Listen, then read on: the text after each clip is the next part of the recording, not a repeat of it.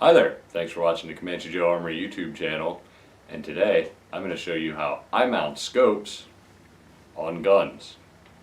And it may not be the right way to do it, but 60% of the time, it works every time.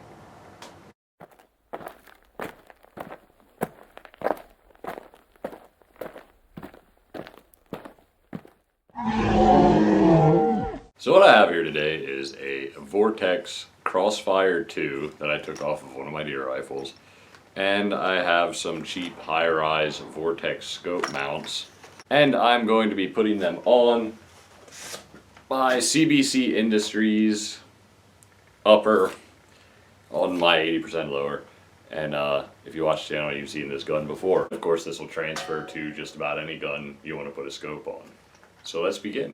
Now the first thing I would do when I'm putting my scope on is I'll kind of mock it up, put the rings on, put the scope on the gun, and see exactly where I want it front to back. That way I can set my eye relief, which right there is pretty good for me.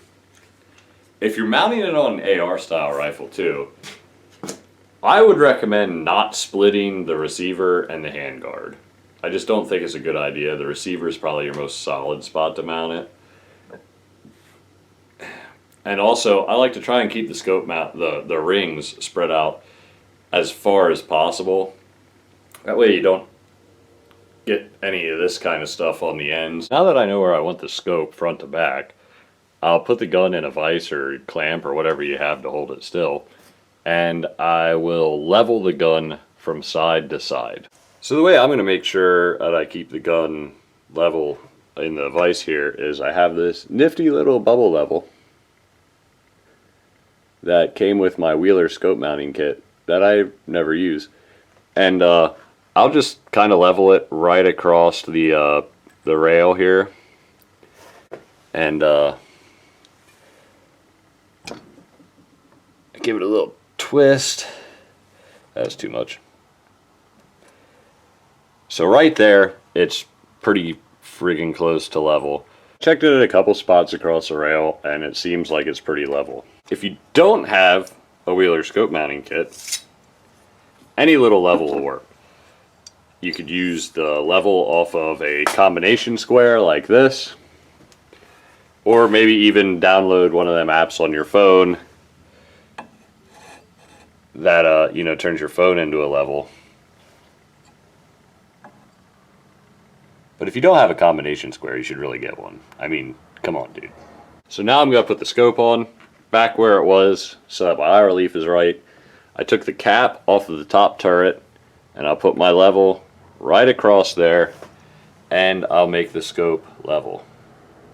Now another neat little thing you can do if you have a feeler gauge like this, or you can buy them, you can get wedges on Amazon that'll do about the same thing, is you can find the space between the flat part and the bottom of your scope and stick them in there so that it doesn't want to rotate when you're tightening it. On this particular job that I'm doing here, I don't have enough feeler gauge to actually take up that space, so that's why I'm using levels. Now with the level in place, I'll not lean up against my bench because that makes it not level.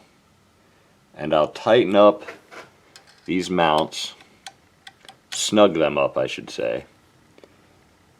And the thing I'm trying to do here is make sure that I'm tightening them evenly. You know, I don't like to have like one side tight and then big gap in the other side. And so I try and keep the space even in between the mounts, or in between the screws, you know. And I'll just snug them up with this.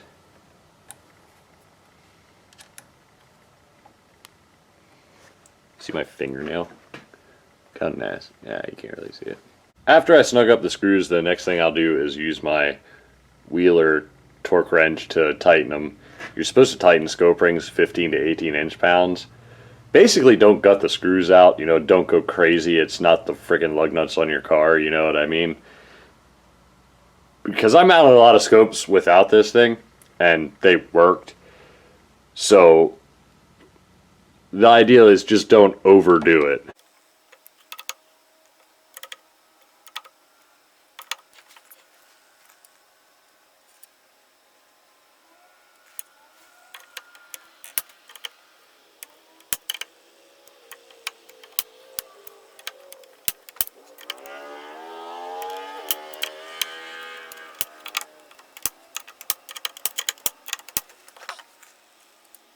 There is a lot of debate about whether the scope and the gun need to be level to each other. The theory is that the scope and the gun need to be level to each other because the scope and the barrel are not parallel to each other. Therefore, at long distances, if the scope is cocked, you could, your windage would be off. And I've seen multiple YouTube videos disproving that. Like, I was a strong believer in it up until a little bit ago. And, the dude that I watched totally disproved it. I mean, he was shooting like 800 yards. He had the scope probably at like a 30-degree angle on the gun. And he just kept the crosshairs level, with the ground. And he had like little to no windage problems when he was shooting. But me personally, I still like it to be level. When you pull the gun up, you're going to be holding it fairly level, you know what I mean? And that's the quickest way. Some people say, you got to put a level on your gun or whatever. But like for me personally, I'm shooting like at targets and at deer not 800 yards away. So like a lot of time, I'm pulling up quick, shooting, and I'm not really trying to worry about a little level mounted to my scope, that's for sure. So that's how I put a scope on a rifle. It's worked for me so far. When I hold the gun up, the crosshairs are perfectly straight to me. So I hope this video helped. If you liked the video, please hit the like button and subscribe to the channel. If you disliked the video, hit the dislike button and tell me I'm an idiot in the comments below. Thanks for watching.